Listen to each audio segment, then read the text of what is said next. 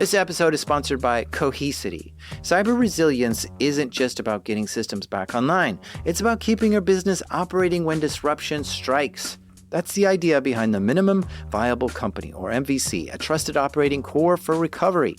Cohesity built the MVC to help organizations identify the essential applications, data, people, and processes required to serve customers, maintain communication, protect revenue, and meet critical obligations.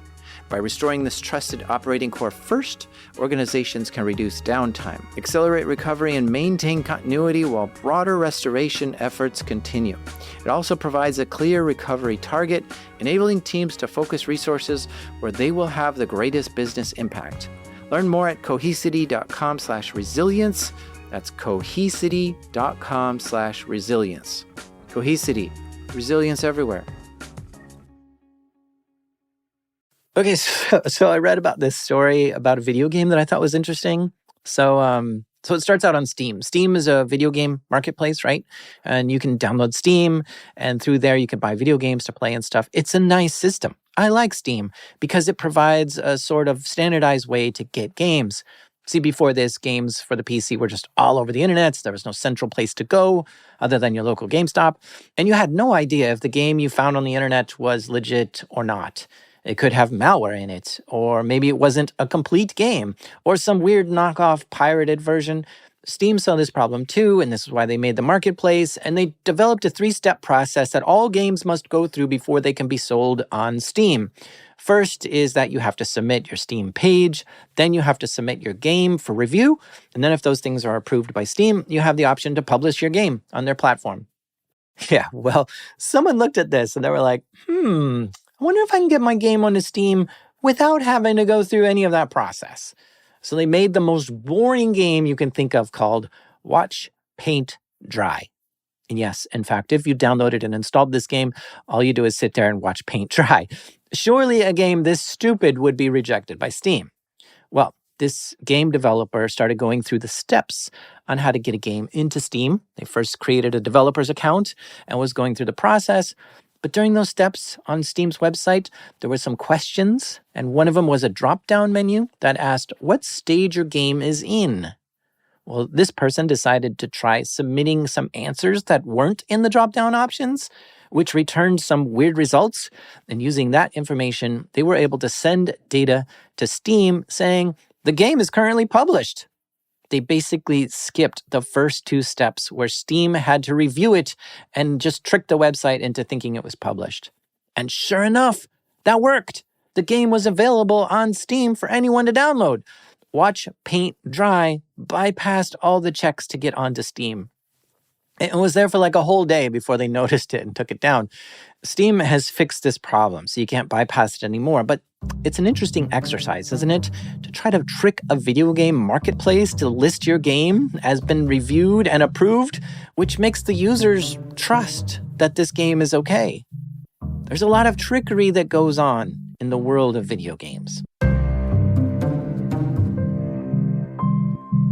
These are true stories from the dark side of the internet. I'm Jack Rhysider. This is Darknet Diaries.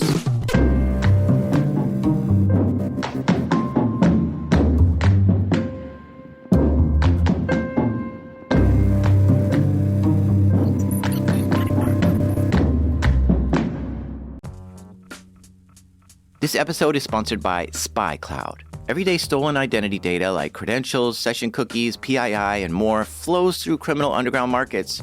Most companies don't know what's been exposed until it's too late. For the last decade, SpyCloud has existed for one reason: to disrupt cybercrime and end criminals' ability to profit from stolen data. That mission has never been more urgent. SpyCloud's latest idea has been to recapture darknet data from successful phishes, infostealer malware, combo lists, and breachers to put it to good use. They transform it into automated identity threat protection using advanced analytics and AI to protect workforce, consumers, and supplier identities from authentication bypass, session hijacking, account takeover, ransomware, and fraud.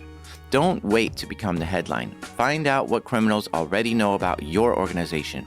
Get your free Darknet exposure report at spycloud.com/darknetdiaries. That's spycloud.com/darknetdiaries.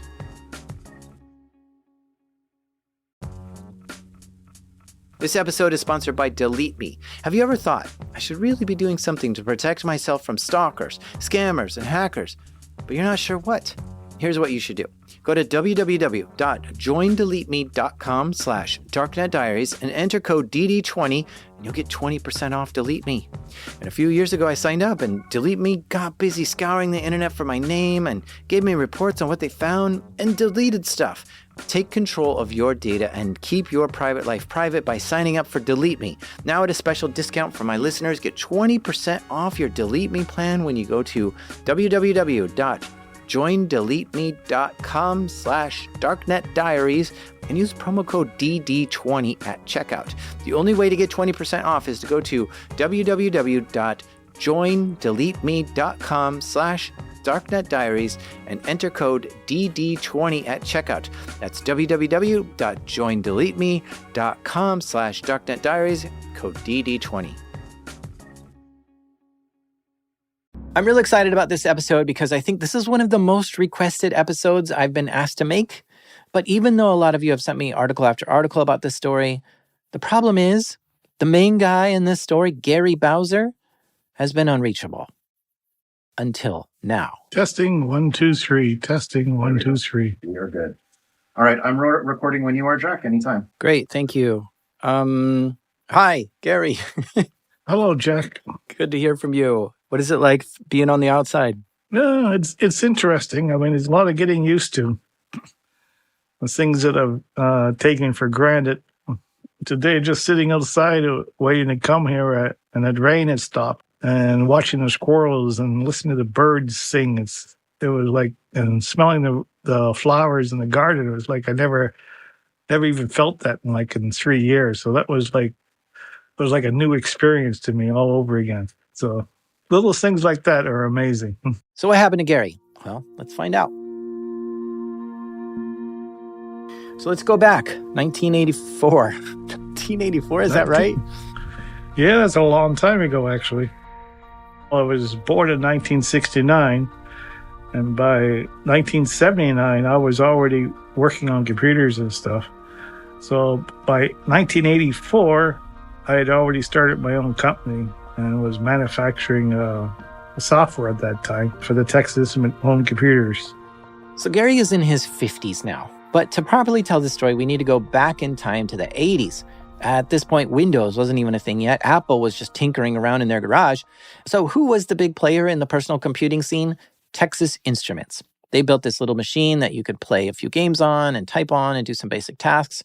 Gary loved it and thought it was really cool. The home computer world crashed in the 83, 84 period. Everybody went belly up. Commodore, Atari, TI, Timex Sinclair, the whole industry collapsed.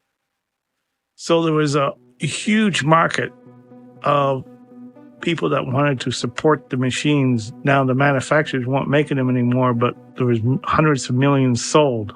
So that's where the original hobbyist market came out, and people were grouping together, trying to figure out how to program the machines themselves, make new hardware, and continue supporting the equipment.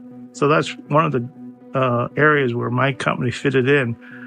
I was manufacturing devices, originally just software, and then eventually hardware, and that continued keeping the machine alive, waiting until new ones came out. So it was a very profitable business when I started in the 80s until it started to die out in the 90s when Windows came out.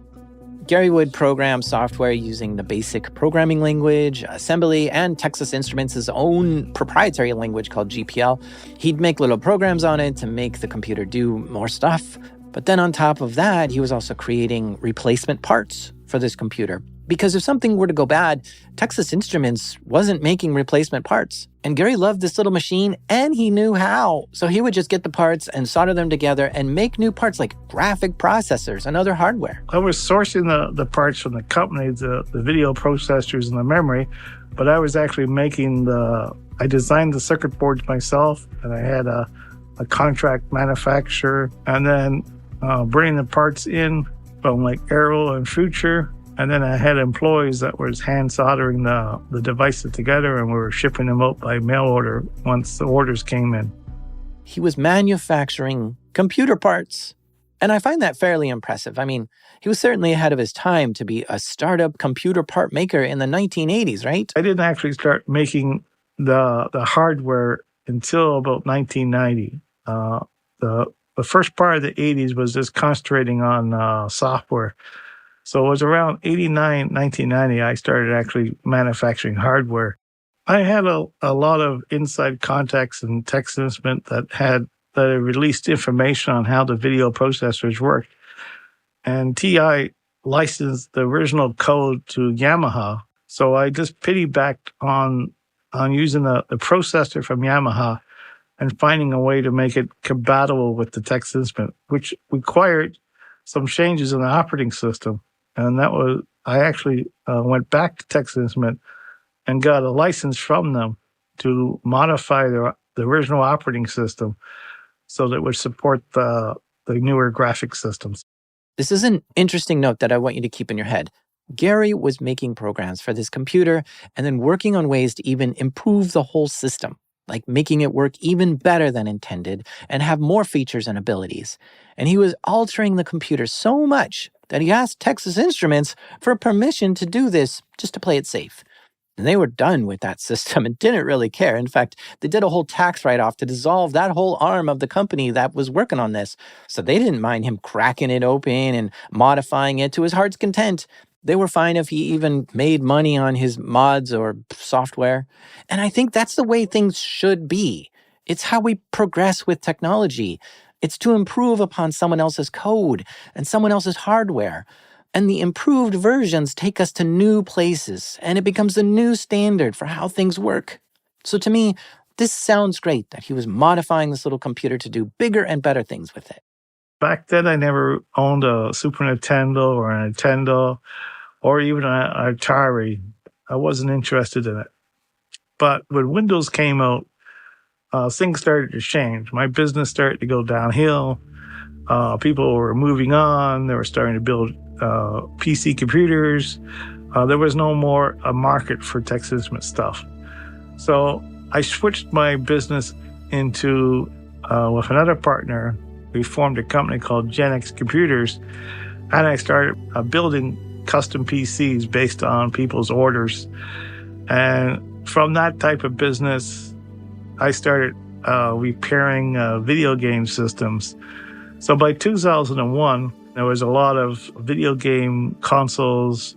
People were coming in with PlayStation 1s, original Xboxes, and it went from the building computers to fixing the video game systems.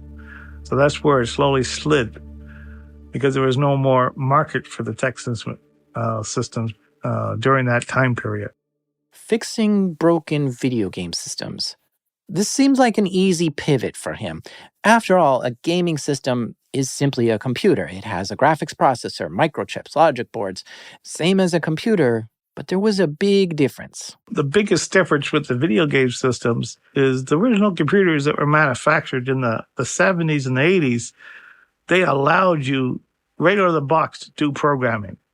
They came with a language. They came with a manual that told you how it worked. You could just sit down and start typing code and using it, recording it to cassette tape if you didn't own a floppy drive, or recording it to floppy drive yourself. But with the video game systems, that wasn't possible.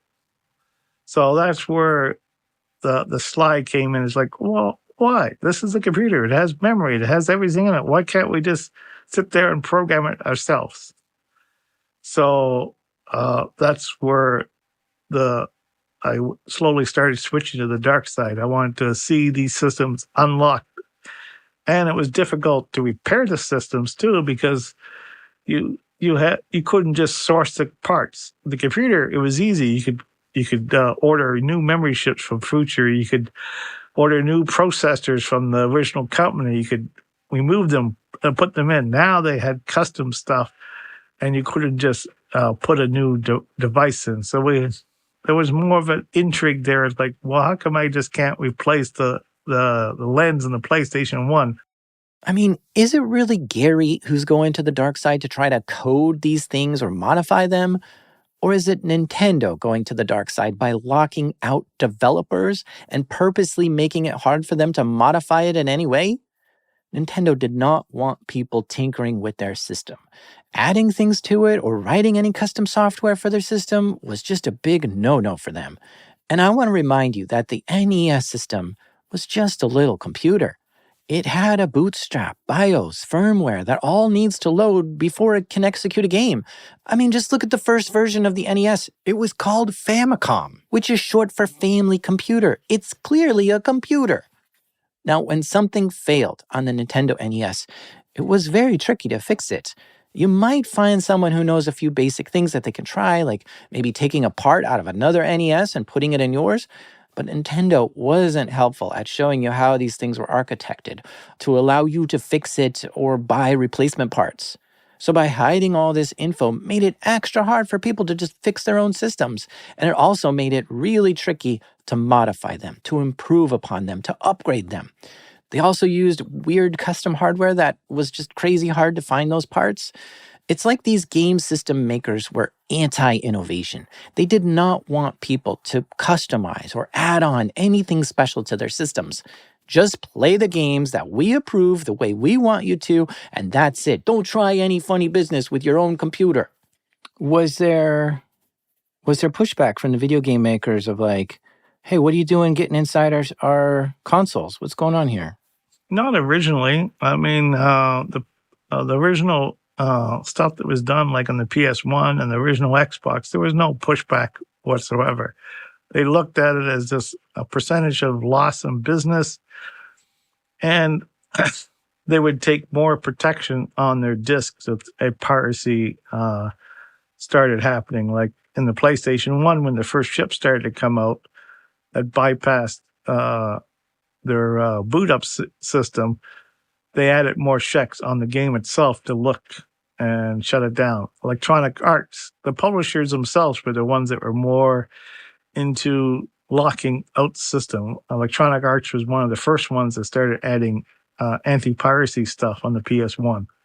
Okay, so yeah, people in the gaming scene were taking these systems apart and trying to modify it, making the game systems do new things that they didn't originally do. And the game makers hated this. They wanted desperately to keep their systems from being tampered with and started making games that wouldn't work if you did tamper with it. So the original PS1 chips wouldn't shut down. They would just keep injecting the signal. So Electronic Arts, they added code in their game itself to check to see if that signal was still being injected. Then they realized, well, it must be modified because we're not sending the signal anymore from the disk. Why is the signal still there? So then newer ships had to come out. They were called stealth ships that would shut down after a little while. And that got bypassed the original checks that EA did. Let's back up a second. As I'm learning about all this, I'm getting super fascinated with the history of video game systems. So before the PS1 was the Nintendo, and there was some drama going around over there that's worth highlighting. There was a UK game developer in the 90s called Codemasters, and they started making games for the Commodore 64, which is just an early computer, and you didn't need to ask Commodore for permission to make a video game for their system. In fact, Commodore made it super easy for you to program on it. It came with a compiler that was easy to access. So Codemasters made games for it. Then when Nintendo came out with the NES, Codemasters wanted to make games for this too. But there was a big problem with this plan. Nintendo only wanted approved games to be played on their gaming console. So they were strict on what game studios got a license to make games for Nintendo. And they didn't share any information publicly, like how to develop for it or anything, unless you had a license. What's more is NES had a little lockout chip that would check if the game you inserted was licensed, and if it wasn't, it wouldn't let you play it.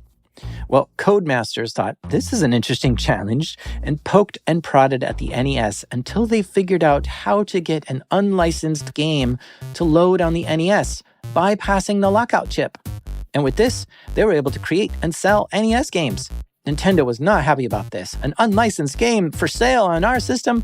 How dare you? But Codemasters took it a step further. Since they had this working knowledge of how the NES loaded games and stuff, they developed something called a Game Genie.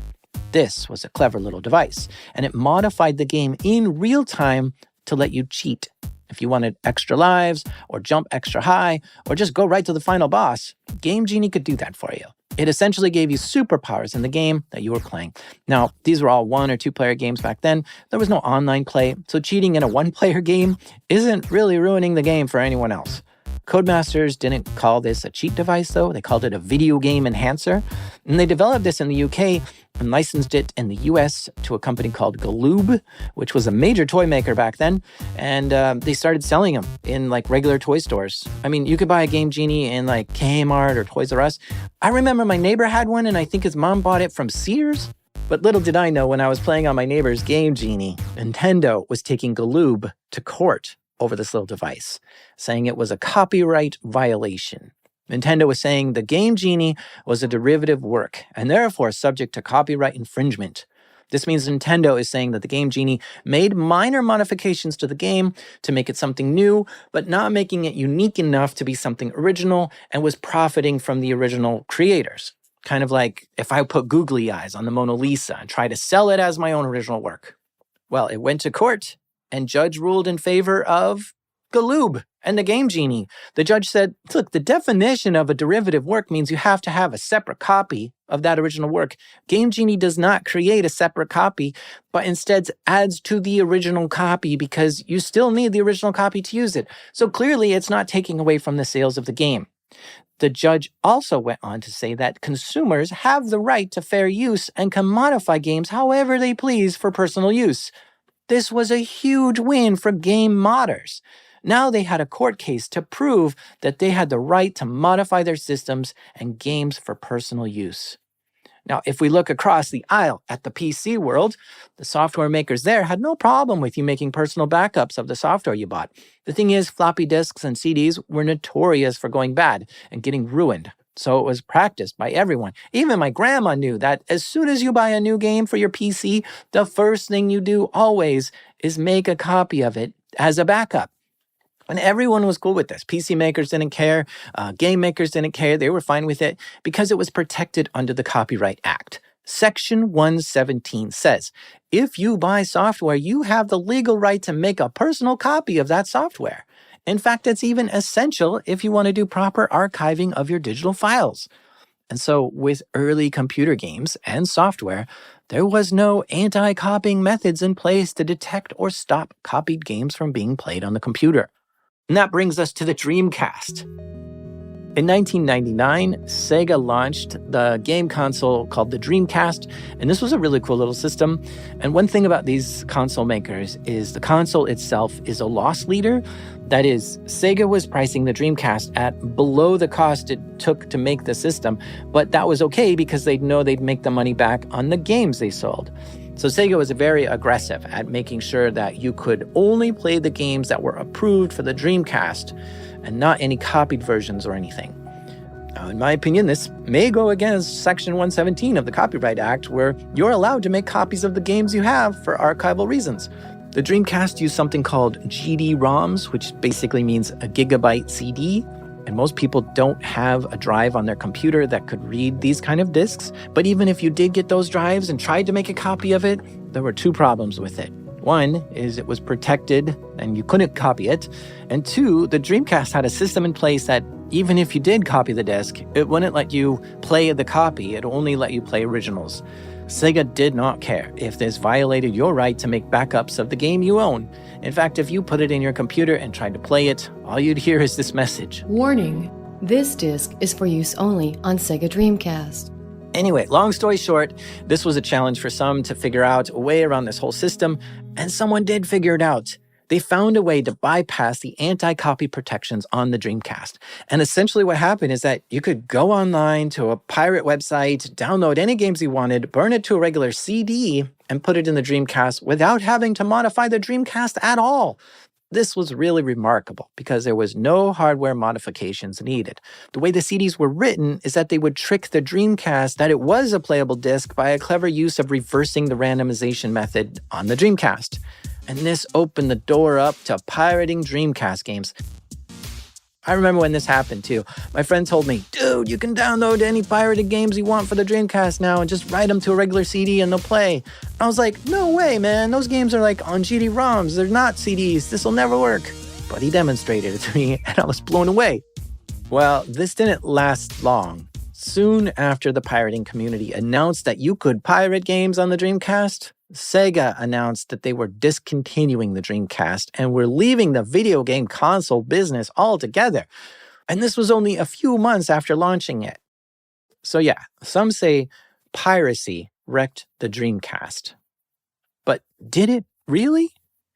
2 months after the Dreamcast was released, the PlayStation 2 came out, which blew away the Dreamcast in every way performance-wise. And the killer feature on the PS2 is that it would play DVDs, which at the time was fairly rare for people to have in their home. So why buy a DVD player when you could just buy a PS2, which has a DVD player built into it? People were buying it for that feature alone. So in my opinion, the thing that killed the Dreamcast wasn't piracy, but the fact that 2 months after its release, the PlayStation 2 destroyed them in sales. So that brings us to the PlayStation 2 world. Remember the Messiah chip back then? Yeah, I remember the Messiah ship and everything. Did you get one? No. What about the Enigma? The Enigma, I think I had an Enigma at one time. It was a lot of wires to solder into the Xbox. Yeah, tell me your experiences with either of these chips. Messiah was for the PlayStation system. It was one of the first chips that allowed a DVD to boot on the PlayStation 2. So the Messiah was a mod chip that you could solder onto a PlayStation 2, and it was created by Paul Owen. I believe it bypassed the anti-copy protections and let you play copied games. And then when the Xbox came out, Paul also made a mod chip for it called Enigma. They came out with a BIOS that added new features, allowed you to put in bigger hard drives, unlocked the system. I hated the way they had to modify the system, with the wires and everything. My solution at the time, I would actually just take the flash chip off and just reprogram it and then solder it back on. I had since I was in the business before in manufacturing hardware, I had the programming equipment and the soldering tools. So for me, it was quicker just to desolder the flash chip, reprogram it on my PC, and then solder it back in. I could do that whole operation within less than 5 minutes, which was a lot quicker than actually sitting there and soldering a bunch of wires in. Did you ever sell that as a service? Like, hey, I'll mod up your Xbox for you? I did for a while during 2004 to about 2008.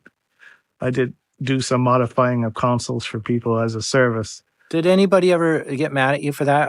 Video game makers or anything like, hey, cease and desist that you're modding our stuff. We don't want you to.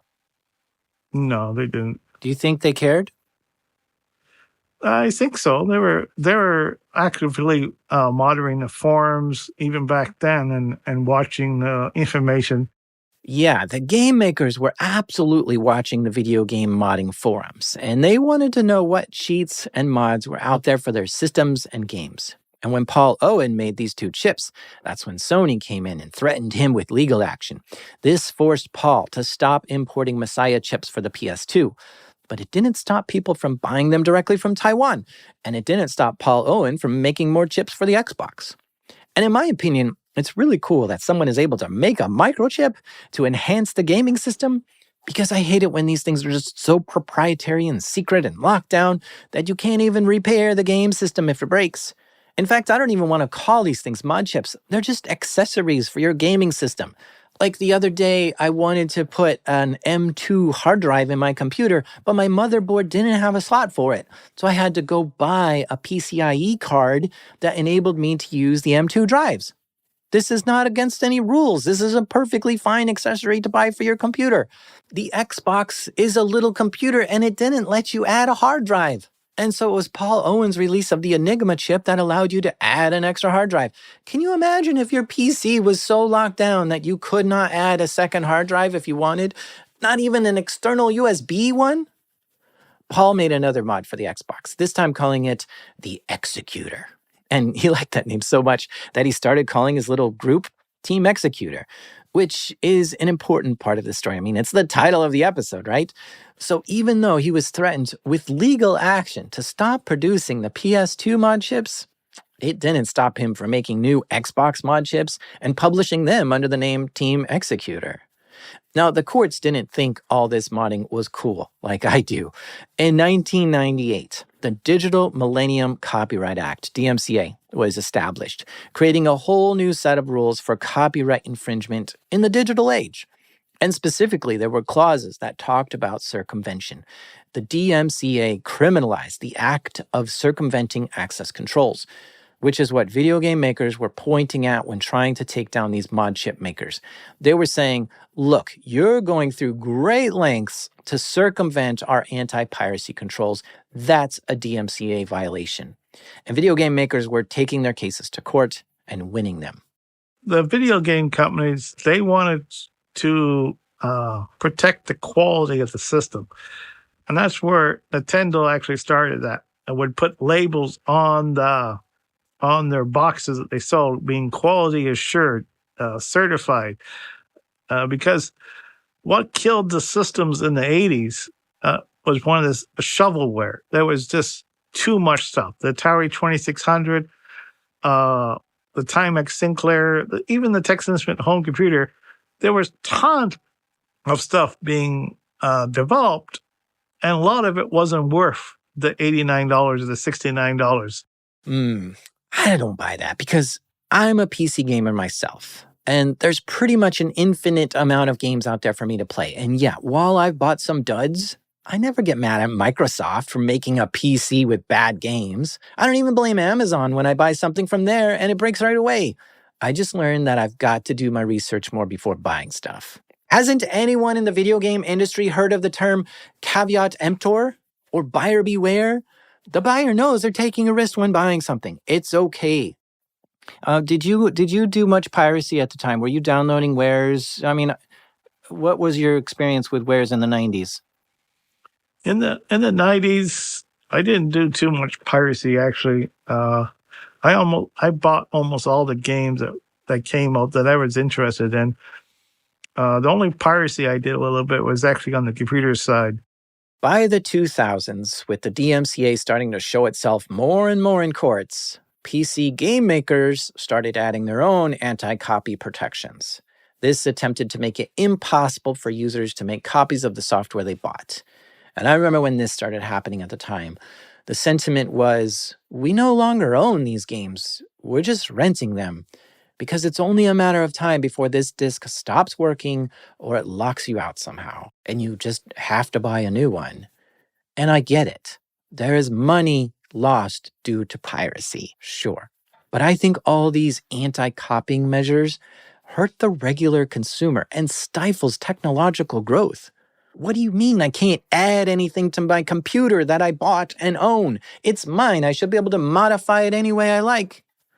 But the truth is, the major driver for most of these mods was to enable piracy, to let you download games off the internet for free and play them on your console. And video game makers thought this was drastically hurting their revenue, and that's why they went to war in this way. I just wonder if there were better ways to deal with it. I mean, listen to this talk by Tony Chen, the head of security for Xbox. When I first joined Xbox, a lot of people throughout Microsoft, I have to explain to them why the problem we're facing is fundamentally different than the problem that Windows needs to solve for its security. So on a Windows PC system, the PC owner is a good guy. He's working with us to prevent his PC from being attacked. The bad guys are the guys out on the internet trying to compromise his PC. So Microsoft, as an operating system vendor, is working with the PC owner to fight the bad guys out on the internet. Okay. On the Xbox, The owner is the attacker. Although the majority of our customers are good, but you have to treat them as the attacker in terms of designing your hardware. Do you hear it the way I hear it? Video game system owners are the bad guys? It just sounds weird to me. Like that's just being too aggressive towards your customers. I understand what your reasoning is here because they're going to pirate everything. But is there any research on if you don't do anything to stop the pirates, what % of people will pirate? I bet the vast majority of people who can afford it will buy it. I bet you'll see breakout hits due to piracy. I bet you'll see people pirate stuff and then buy the full version later because they like the game so much and want to support the game makers. And I bet you'll see a much bigger impact with your game worldwide if it's available for anyone to play on any budget. Look at the Humble Bundle, for instance. This is a website that sells video games, and the whole idea here is that you can pay whatever you want for the games. They're put together like a bundle of 10 video games, and then you pick the price of what you want to pay for the bundle. I love this model because if you're poor, you can get great games for like pennies. And on top of that, they're giving a percentage of the revenue to charity. It's a great way to meet your players where they are and be cool with whatever they can afford. Or here's another thing. I have a merch shop, right? Where you can buy shirts and stuff on my online store. Yeah, well, with that comes a certain amount of scammers. People who buy my stuff and then try to get a refund on it, but then send back the wrong shirt or nothing at all. And it sucks, right? Like, it sounds like my shoppers are not to be trusted and they're crooks and they're scammers. Yeah, well, no. I absolutely do not think my customers are crooks and scammers. I think my customers are fantastic and should be respected. And even though there are some bad apples involved, I go out of my way to treat everyone with respect. I'll work to make you 100% satisfied with your order, even if you're a scammer. I don't care. If something isn't right, I'll send you a new item or give you a refund. And that's because I personally am more loyal to companies that treat me with respect. And I don't like going into shops that treat me like some crook or some scammer when I'm not. I remember I visited Austria once in Europe, and someone there told me that when you get on the train in Austria, they never check your ticket. And it's because Austrians get personally offended if you question whether they paid for their ticket or not. Ticket, please. How dare you think I don't have a ticket? What do you think, I'm some kind of thief and snuck on this train? What's the reason of this line of questioning? So they just stopped asking people for proof that they paid their way. And you know what? I took the train there and nobody asked for my ticket. There wasn't even a turnstile. And it was such a culture shock to me. But I actually loved that level of trust and respect that the trains gave their passengers. The good people are going to pay their way, and the majority of people are good. Yeah, sure, some will sneak on the train, but we're not going to inconvenience all those good people just so we can find the few bad ones. We'd rather have happy, good customers than making a little extra money by enforcing a pay-to-ride policy. And would it even generate more money to check everyone's tickets? I mean, now you have to have a ticket taker on every train all day and night and pay their salary. My point is, if you distrust your loyal customers, it'll create a bad relationship between you and them. Anyway, back on track. I feel like this episode is getting me all worked up. It's causing me to go all over the place. I'm sorry if I'm ranting too much. Okay, so our players in this story so far are Paul Owen, the guy who made Team Xecuter and was selling mod chips, and there's Gary Bowser, who's very front and center of this whole mod chip scene. In fact, he's so present on the forums that he's starting to make a name for himself on there. I was more popular originally on Xbox Hacker BBS. I was a very popular poster on there. I started then posting on Xbox-Scene, posting news for the administrators on there. And then on another site for the PlayStation, it was called PSX-Scene. I was a very popular poster on there. And I started working with the administrator of that site. And I was there when GeoHot, if you remember George Holtz, he found the original, what they call the root key for the PlayStation 3. He posted it publicly on PSX-Scene. And that caused that site to take off, skyrocket, go from 100,000 users per day to 1 million users per day. There was lawsuits involved. By the time that happened, I was actually hosting that website for the administrator. And then Sony cracked down hard. They went after GeoHot. There was court orders. I started posting all of what was happening in the court case. There was actually at one time a movie deal being worked. People thought that George Holt would fight Sony, go all the way. And unfortunately, he decided to settle, and that was the end of it. Gary Bowser was so active on these forums that he started getting approached by people to actually be paid to be a forum admin. The first place that offered him a job, he didn't like that one. But then a guy with the screen name Maximilian approached him and offered him a paying job to be a forum admin. How did you meet Maximilian? I never met him in person. Not ever? No, never seen him in person. I know what he looks like from his Instagram and Facebook posts, and I know what his voice sounds like from phone calls I had with him, but I've never actually met him in person. All right. But I was introduced to him by the original owners of PSX Scene. They knew him, so they introduced me to him, and we had some phone calls, and then he said, look, I need someone to run the site. You can do whatever you want with the site as long as you're available to post news when I give you information about new products that I'm going to release. The site was maxconsole.com, and Maximilian had just purchased it from another person. It was a fairly popular forum at the time, talking about how to hack video game consoles, where to buy mod chips, and just news about the modding and video game world. But it didn't trade any piracy or have links to any pirated games.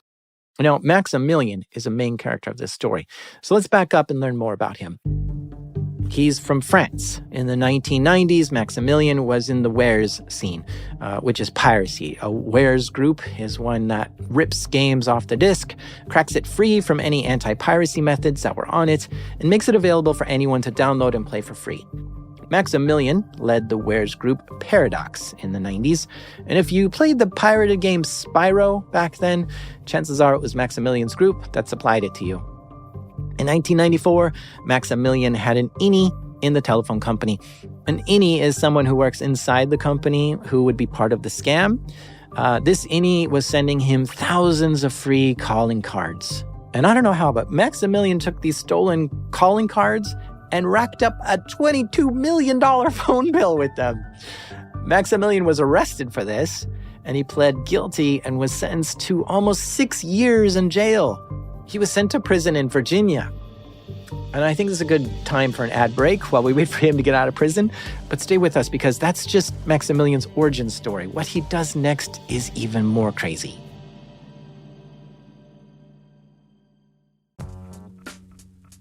This episode is sponsored by Rippling. These days, you can chat with AI about almost any business problem, but only Rippling AI is built to solve them. That's because Rippling is the only AI built on your live global workforce data, giving you full visibility into your business and the ability to take action with AI that executes across departments. Say you want to retain top talent. Just ask Rippling, who are my top performers this year? And instantly receive a workforce report highlighting your best employees with supporting data like comp ratios, performance reviews, and engagement metrics. Rippling AI can turn these insights into proposed retention strategies, including a recommended 10% spot bonus for top performers. So don't settle for AI that's all talk. Head to rippling.ai/darknet and get AI that turns insight into action. That's Rippling, spelled Rippling. Rippling.ai/darknet. Sign up for your exclusive access today. So Maximilian served 6 years in prison for stealing calling cards. But when he got out of prison, it seemed like he went back to the pirate scene. He bought the website Divinio. Do you remember a site called Divinio at the time? Yeah, that was one of the first resellers out there that was selling devices from like Team Xecuter and other companies and third-party controllers and stuff. They were I actually used them myself to buy some mod chips back in the day. So what Maximilian saw was that Team Xecuter had been making and selling these mod chips by the tens of thousands. And there was a whole system in place.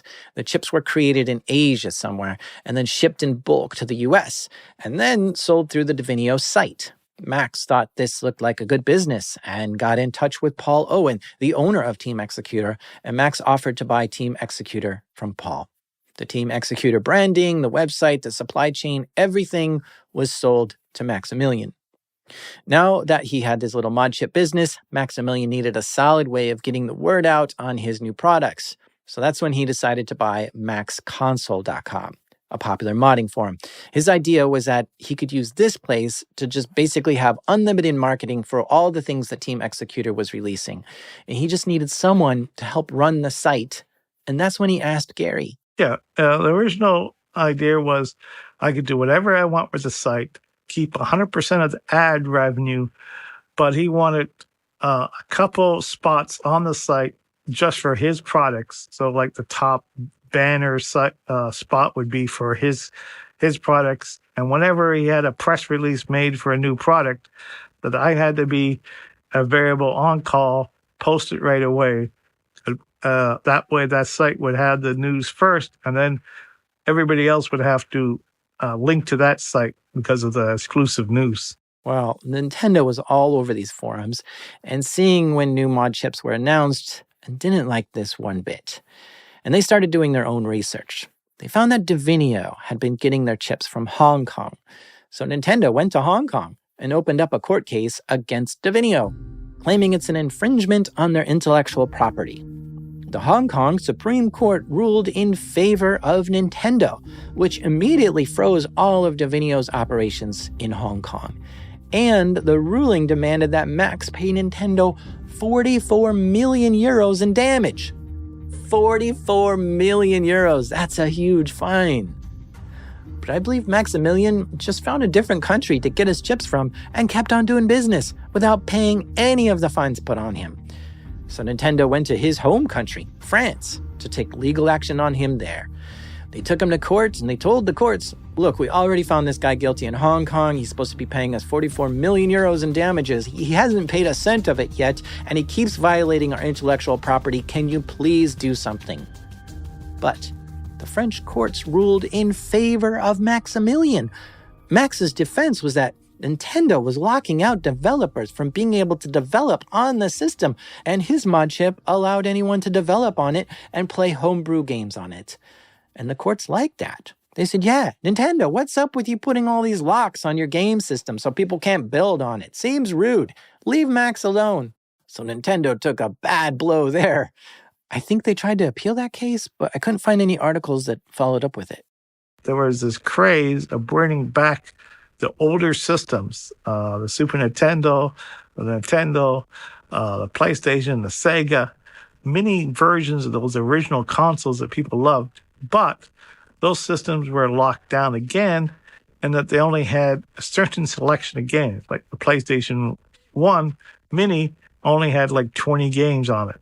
Yeah, so Sony came out with this little PlayStation Mini. It had no option to put any game in it. Of any kind. It had no game disc reader or cartridge reader, and it wasn't online, so you could download anything more.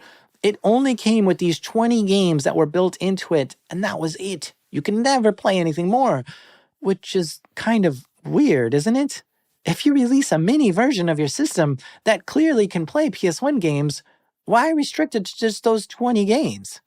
So, of course, the gaming community was like, we need to figure out a way to get this thing to play any PS1 game we want.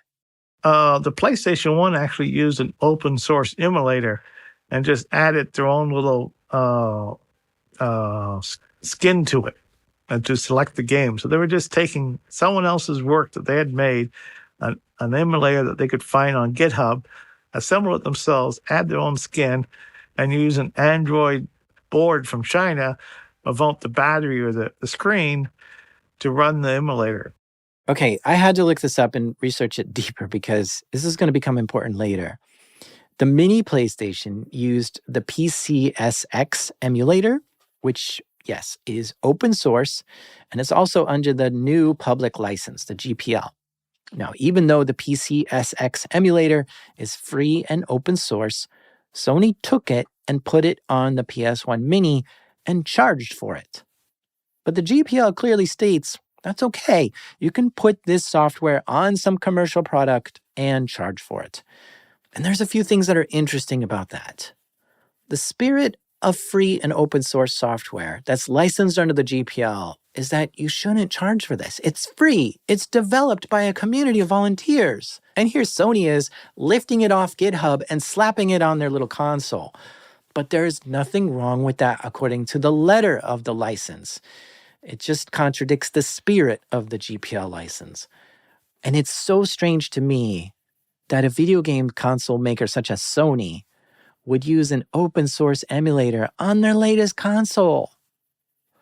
Well, the modding community did manage to get into this little PS1 Mini, and they loaded up their own emulator on it, which unlocked the system to be able to play any and all PS1 games on it, not just the 20 that came with it. Now, when Maximilian saw how the community was able to bypass this whole thing, he started manufacturing a little USB drive that you could plug into the PlayStation. It would bypass the protections on it and allow you to play any pirated games you had. In fact, it came with 100 games on it. This was called the True Blue Mini. And for Nintendo, there was one called the Classic 2 Magic. Both of these products were by Team Xecuter, but they were selling it under a different brand at the time. So how much did these the Classic 2 Magic and the True Blue Mini cost people?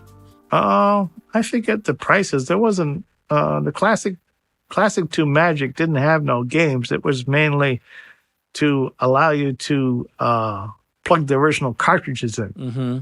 So it added the cartridge slot itself. Mm. I forget what the price was, like $59 or $79 or something. So who was making this stuff? Was it Maximilian? Do you think he had the ability to design circuit boards and come up with these hacks, I suppose?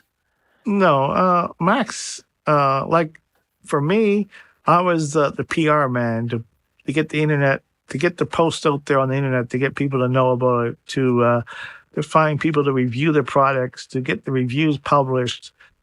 Max was more on the marketing side, coming up with the ideas. He came up with the names for the products. He came up with the ideas of the websites and how to market it to the people.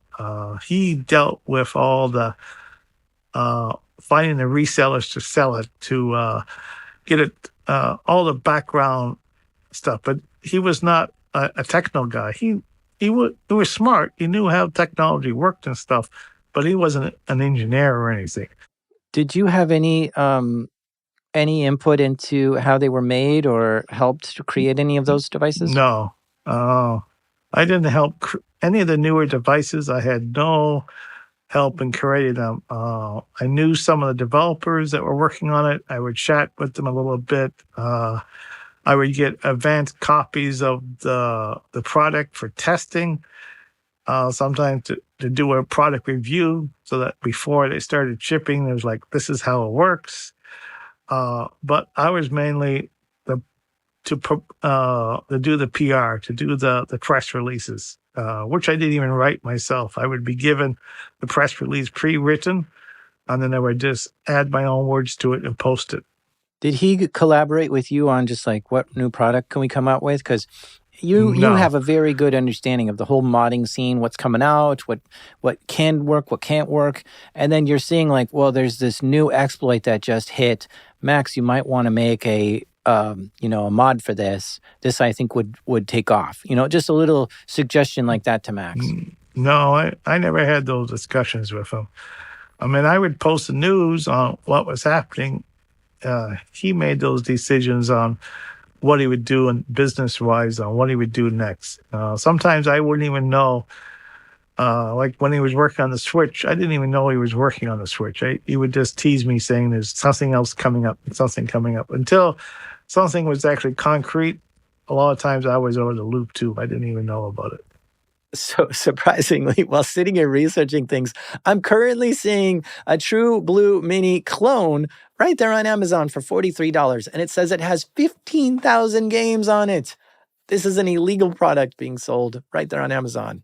And it just makes me think, because video game system makers are actively taking websites to court who sell mod chips. And this Amazon listing has 1,500 games bundled into the mod chip, which means you can buy pirated games on Amazon.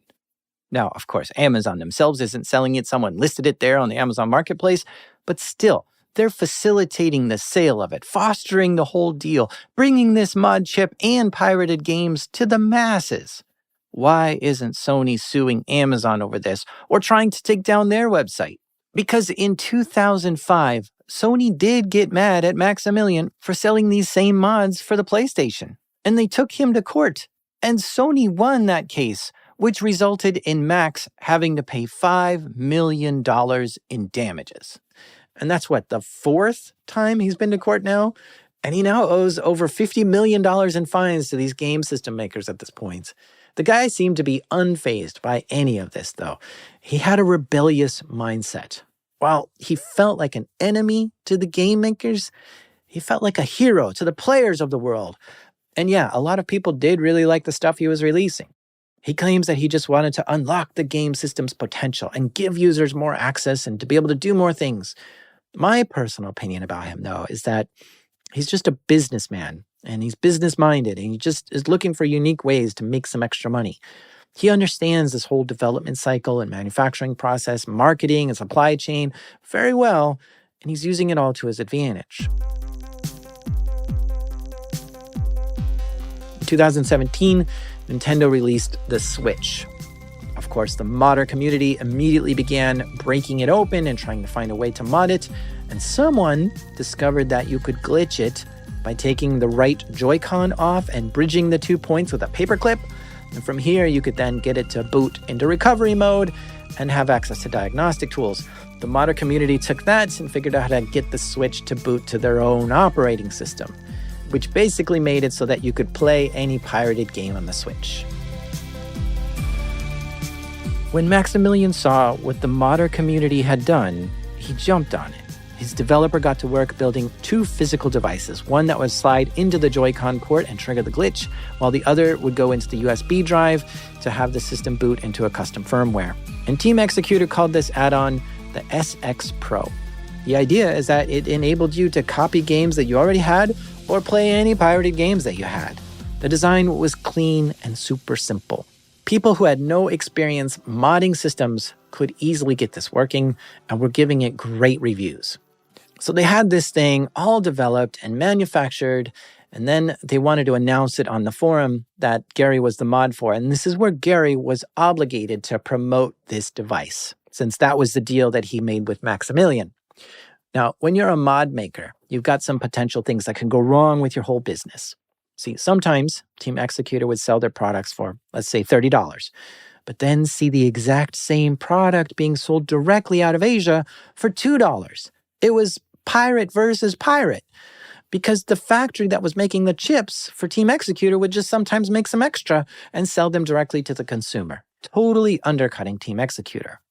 So Max didn't want that happening with XX Pro, so he decided he was going to add his own software into the thing.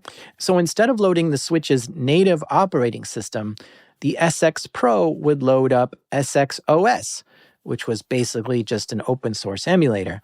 But Max took it a step further. He didn't want someone pirating SXOS. So he decided that he was going to require everyone to have a license key before using the SXOS. So you had to pay like $25 just for the license to use this mod. And this angered quite a few people. First of all, paying a license for pirated software? That's unusual. The whole method to do this hack was posted right there on the forums. You could just use a paper clip and a USB cable and your phone and get the Switch to boot into the same emulator. You didn't need the SX Pro at all. But the idea of it, though, was that it makes this whole process of hacking your Switch easier. You just had to pay for this easier method. But it still bothered people that they were charging for pirated software.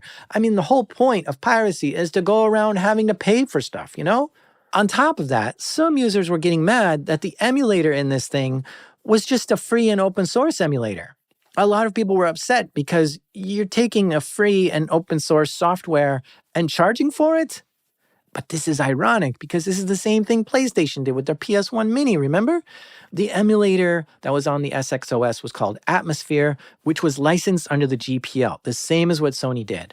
And people were mad at them for charging for this. Yeah, well, that's a problem that's going on with everything, even recently with Red Hat. Oh man, I didn't think about that. But yeah, Red Hat is a version of Linux And yeah, they took the free and open source Linux software and suddenly started charging for it. And there's been quite a lot of controversy over that. Like, why are you taking other people's code and charging for it? You didn't write that. But Red Hat's like, look, it's free to use by anyone and it's licensed under the GPL, so it's cool. And again, I think this argument is going back and forth between the letter of the license versus the spirit of the license. The other thing that people were getting mad about is that some users were reporting that their switch would become broken after using the SX Pro. And yeah, they were. Because what Max did here is that he didn't want someone else trying to understand or steal the software on the SX Pro. So if you were detected trying to crack into it or poke or prod at it, it would send a signal to completely break your switch. And I think that's going too far. Like, sure, this never happens as a normal user of the SX Pro, but if you poke and peek into it too much, it bricks your system. Yeah, setting your pirated software to destroy your switch is just not cool to me at all. But despite all these complaints, the SX Pro did very well. A lot were being sold, and the reviews were almost always positive.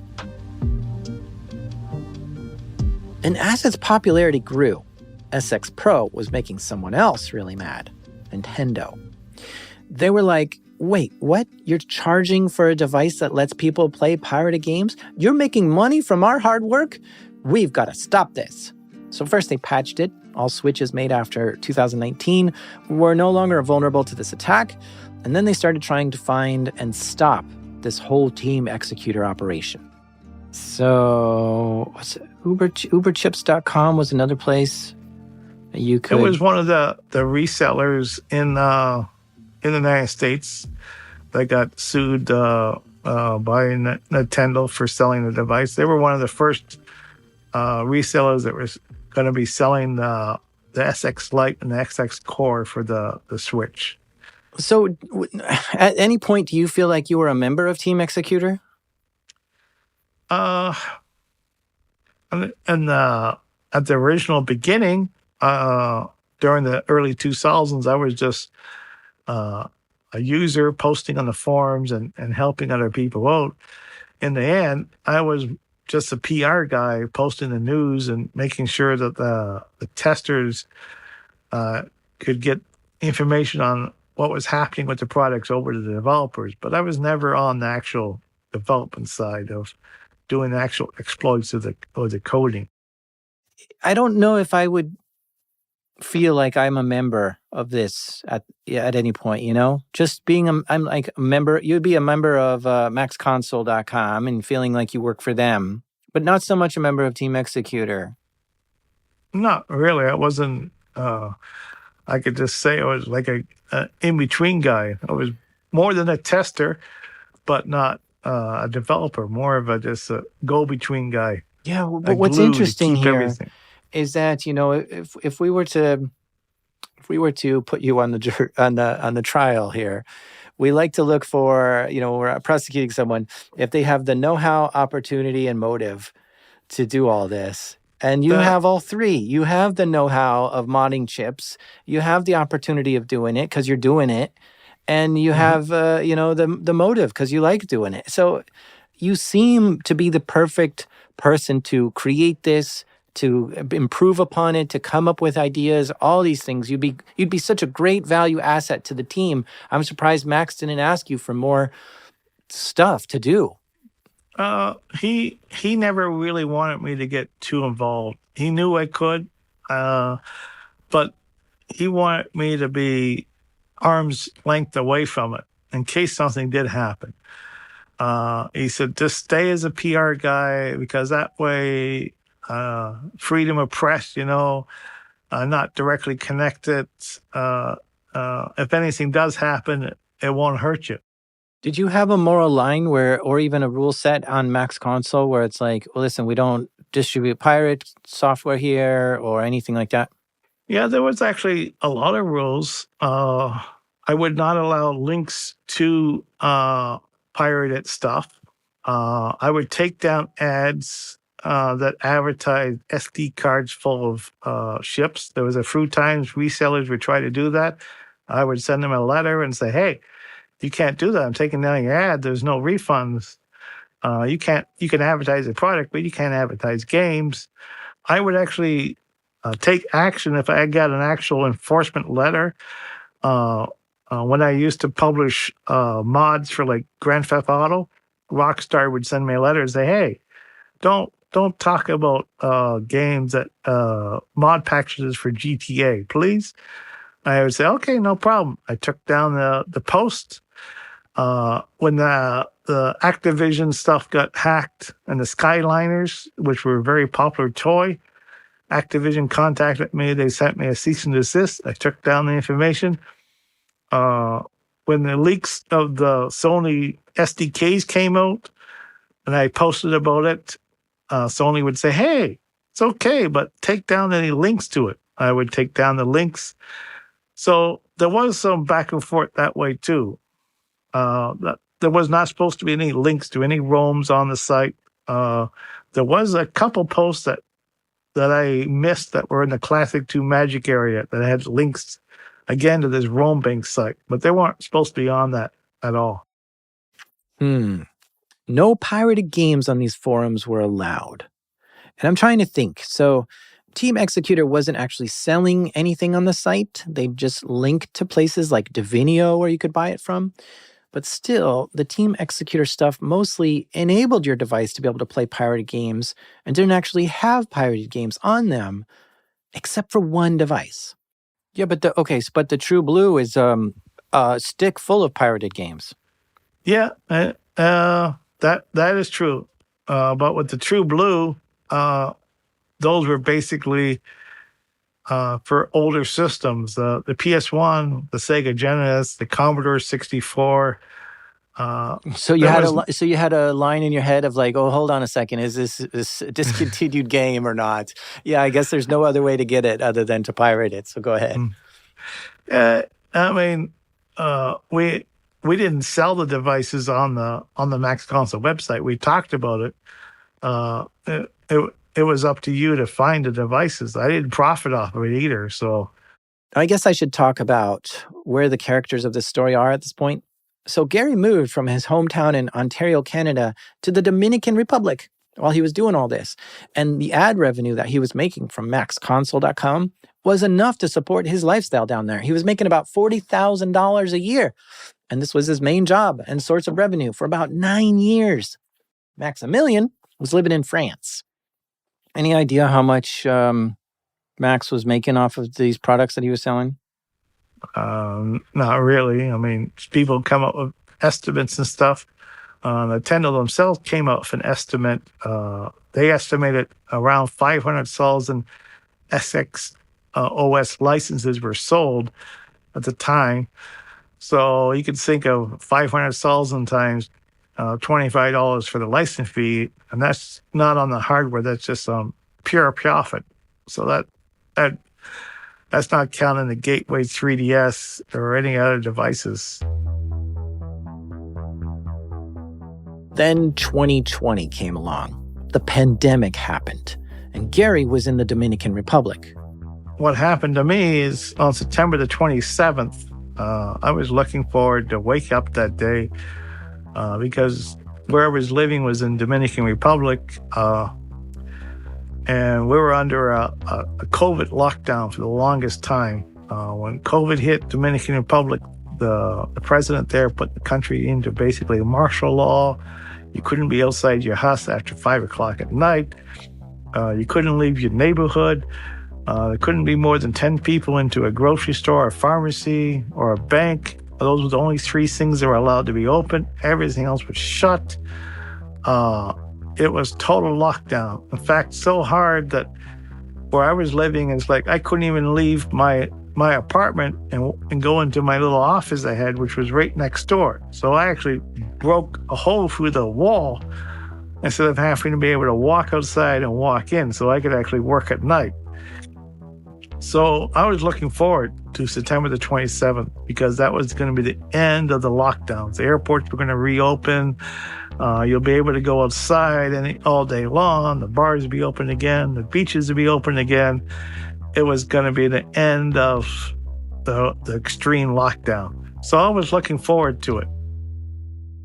But at 5 a.m, instead of waking up at 7 in the morning and going outside and enjoying outside 5 in the morning, I woke up with shotguns pointed to my head and a bunch of people on my place. At first, I thought I was getting robbed.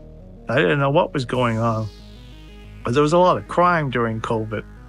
And all I knew is I'm getting dragged out of my house early in the morning, and there's a bunch of people in the place looking at all my electronics, grabbing all the computers.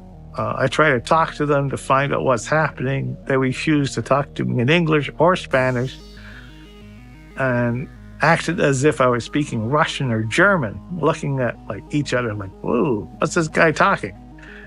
Even when the girl that I knew lived above me came downstairs, they even didn't tell her what's going on. They were just saying, oh, he's being taken to have his papers checked. And once his papers get checked, we'll release him.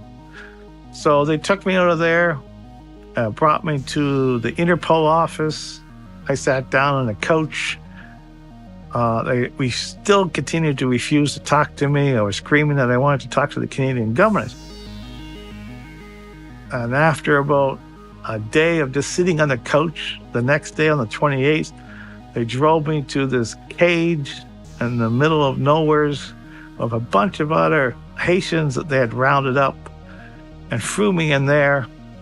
And I spent like 2 or 3 days in that cage, still not knowing what's going on. Luckily, I got a little bit of food from someone else that got food brought to them. Another Haitian, an old guy that took pity on me. He gave me some of his food, shared it with me. Because in Dominican Republic, when you go to jail, you don't get fed. Your family has to show up and bring you food. Otherwise, you just starve. So I spent like 3 days like that. Come October the 1st, they take me out of the cage and they said, we're taking you to see the Canadian government. So finally, about time someone listened to me. But instead, they drive me to the airport. I start yelling and screaming at the airport again and saying, hey, where's the Canadian government? Well, they can't make it. You can find out when you get back home. They handed me my passport. They handed me 3,000 pesos. They handed me a plane ticket to Toronto. And they said, once you're on the plane, you get to Canada, you can figure out you have to leave the country. I said, well, I'm under arrest. I said, no, you're not under arrest. You're just being kicked out of the country. Your visa is expired. You're not welcome anymore in the country. So I said, well, I want to talk to the Canadian government. I said, no, you can talk to them when you land. So I got on the plane. It was one of the first airplanes after the COVID lockdowns ended. So it was just packed with people. It was an unbelievable amount of people on the plane. It flies and gets to New Jersey, and it has to land in New Jersey, refuel again, and then it would take back off and go to Toronto. But after 9/11, anytime an airplane lands in America, everybody has to get off, scan their passport before they can get back on the airplane. Before 9/11, you would just sit in the terminal in what they call a transit area. You didn't actually enter the country. Of course, the moment I scanned my passport in New Jersey, that's when indictment showed up. And I got taken to secondary inspection. And from there, I was told I was actually going to be arrested. And they drove me to the Essex County jail, which was the nearby jail. The FBI drove me there. I said, you're going to stay here overnight, and then we're going to take you to where your case is. I still don't know what I'm being arrested for or what it is anything about. October the 2nd came, I got read my rights by a judge over the telephone when I was in county jail. And that's when I found out I had 13 different charges on me with money laundering, wire fraud, and bypassing technology measures and all that. They take him to jail. He stays there for 5 weeks. They take him to another jail. He stays there for 3 weeks. He finally sees the judge and they ask him, hey, are you guilty or not, Gary? And he's like, these charges are crazy. I'm not guilty. Now, at this point, the prosecutors have to gather more evidence on him. Gary's name on Mac's console forum was simply Gary OPA, and that name was easily linked to his company that sold Texas Instrument parts in 1984, so it was very easy to figure out who Gary was. He made no attempt at hiding what his real name was. So when Nintendo wanted to come after Team Xecuter for the SX Pro stuff, they came right after Gary. But he wasn't the only one caught up in this. Let me read the title to you of the FBI press release. 2 members of notorious video game piracy group Team Xecuter are in custody. The other that was arrested was Maximilian. He was arrested while on vacation in Tanzania, but he somehow convinced the police there that his arrest was illegal. And guess what? The Tanzanian police agreed and they let him go. Quickly, he called a friend who had a plane in South Africa, and they flew the plane to him, and he hopped on it and flew back to France. And while on the plane, he posted a picture on Instagram saying that he's flying alone on a 10-person private jet. But when you have to go, you have to go. Apparently, he's untouchable in France by U.S. authorities. The FBI cannot seem to get him arrested or extradited there. But they were able to freeze some of his bank accounts and cryptocurrency accounts that were within the FBI's reach. And there was a third person listed on this indictment too, a Chinese guy named Chen. My guess is that he was overseeing the production of the chips in China, but since he's in China, he's unreachable by the FBI, so he was never detained or arrested. 6 months go by for Gary sitting in a prison in Seattle. And then come April, I get more paperwork. I end up getting sued civically by Nintendo on an actual lawsuit. And by then, I actually had lawyers working for me. So then we had to worry about the civic lawsuit and the criminal lawsuit. And the criminal charge and the civic lawsuit. So they had the two going back and forth. Nintendo was trying to sue Gary for intellectual property infringement and wanted him to pay them $10 million in damages. Well, how that comes up with that figure is going back to Nintendo. Their experts testified that they estimated around 500,000 licenses were sold. And their experts testified that their studies show that when a system is hacked, that people buy 2.41 less games. So there's, let's say, the top 10 games, Zelda, Mario Kart, Super Mario, stuff like that. Of those top 10 games, 2.41 less sales. So when a system is hacked, someone will buy maybe only 7 games or 8 games, not the full 10 games. So they take the 500,000 times the 2.41 times the value of the game, $59.99, comes to around 72 million. There is then 3 people in the indictment, me, the guy in China, and Max. So my share of it being approximately 1/3, let's just round it off to 10 million, which is usually the max that you can get in Washington State anyway for a civic lawsuit. Did you try to fight that and say, actually, I think that's disproportional of what I was actually involved with? Yes, I looked at it about fighting it. I discussed that with my lawyer. It's like, well, let's fight their studies. Let's fight their estimates. And basically the reply back would be, well, we're only giving you a bare minimum of 500,000. There's probably more licenses sold. And we're just talking about the Switch. We're not talking about the Gateway 3DS. We're not talking about the Classic 2 Magic. We're not talking about all the other devices. We're just talking about one thing that got done. Now, if you want to fight that, then we'll add in the millions of Gateway 3DS devices were sold. We'll add in all the Classic 2 Magic devices were sold. And that figure will then multiply into, well, could have been into 100 million, 200 million, maybe more. So with that information, you said, okay, fine. Yeah, fine. We'll just cap it at 10 million. Forget about it.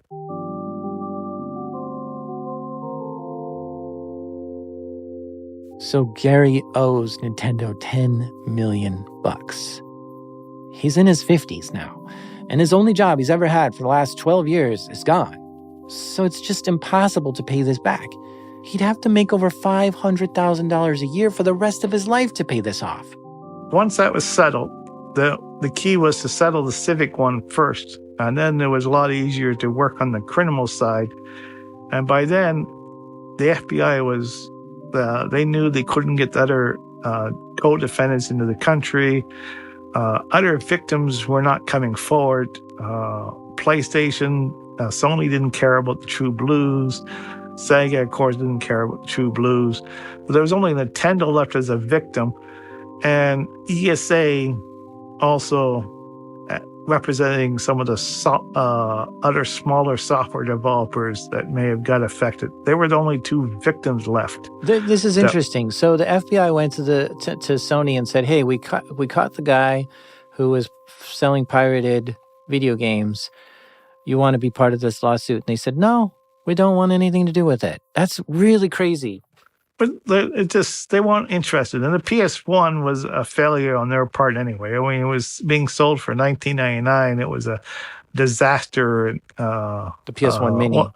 The PS1 Mini. So they were not really interested in flying lawyers down and presenting evidence. The only people that were interested in the end was Nintendo and the ESA. There were the only two people that showed up in February for my testimony to give victim impact statements. Okay. So the DMCA laws were on your plate. Yeah, that was the only thing I couldn't get rid of. If I hadn't collected any money at all, I might have been able to get away with that. But it still was the hard part of getting around. There's nothing I could do about it. And I was already spent a couple of years in jail by now anyway, so what can I do? Couldn't get that time back. So you pleaded guilty to those charges? Those charges, because I knew the maximum that the judge could give me was 5 years. And the government went in to the sentencing hearing on February with that, saying he needs to get the full max of 5 years.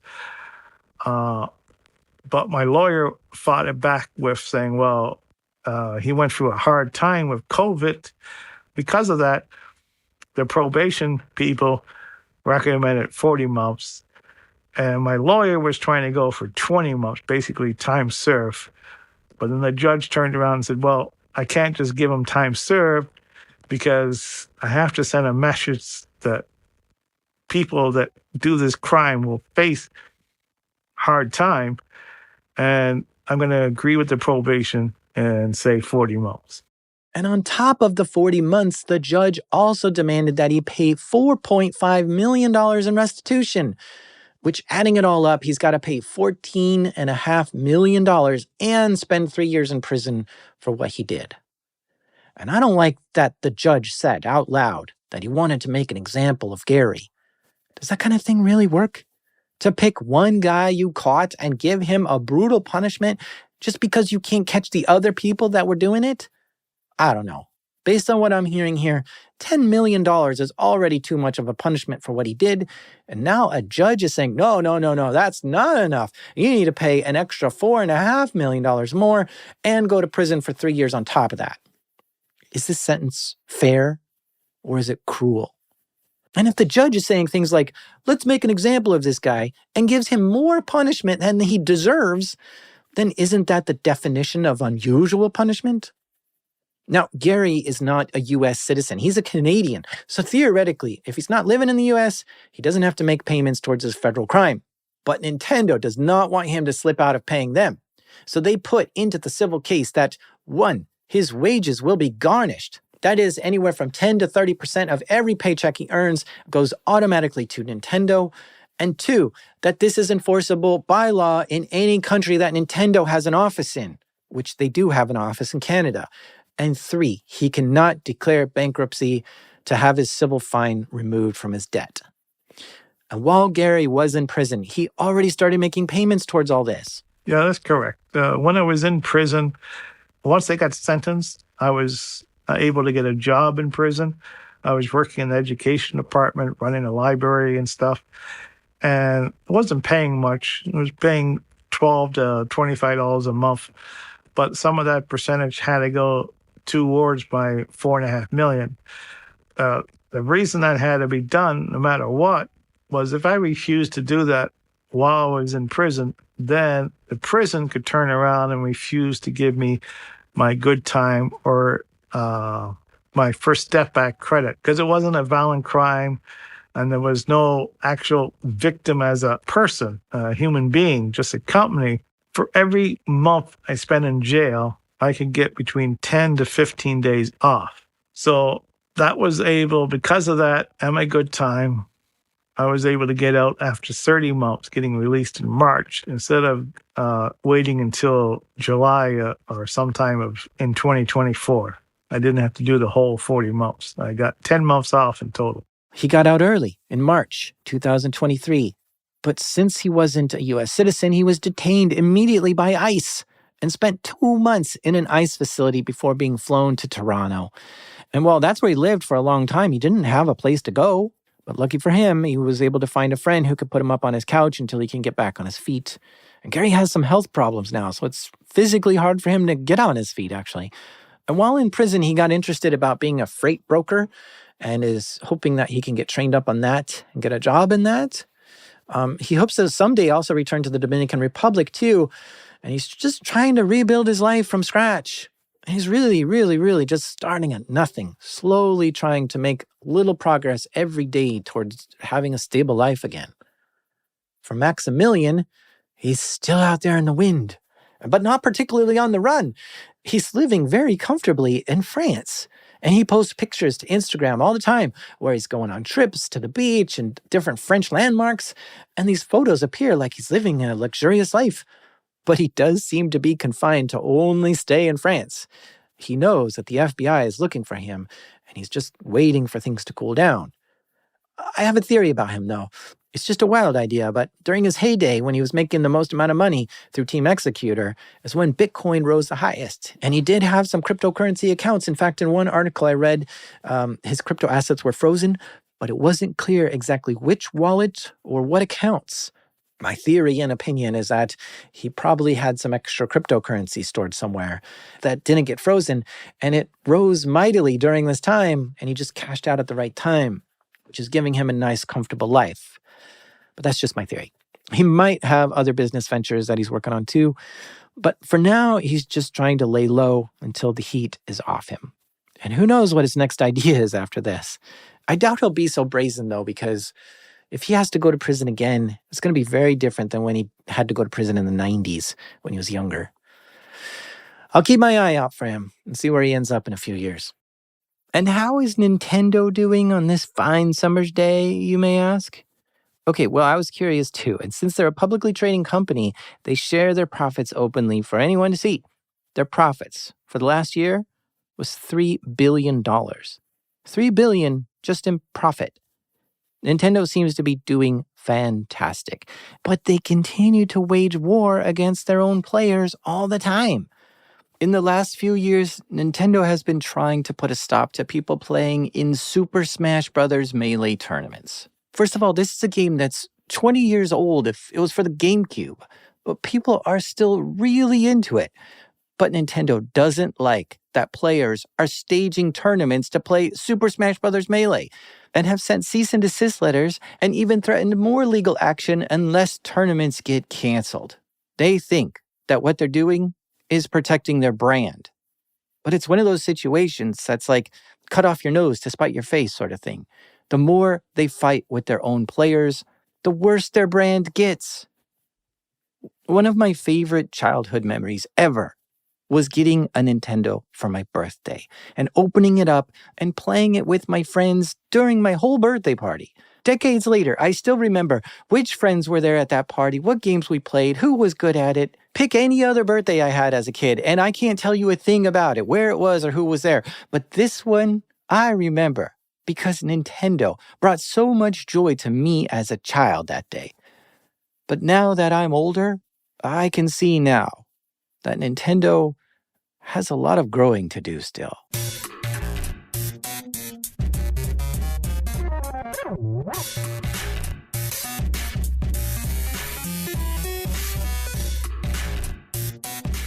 A big thank you to Gary Bowser for coming on the show and sharing this story with us.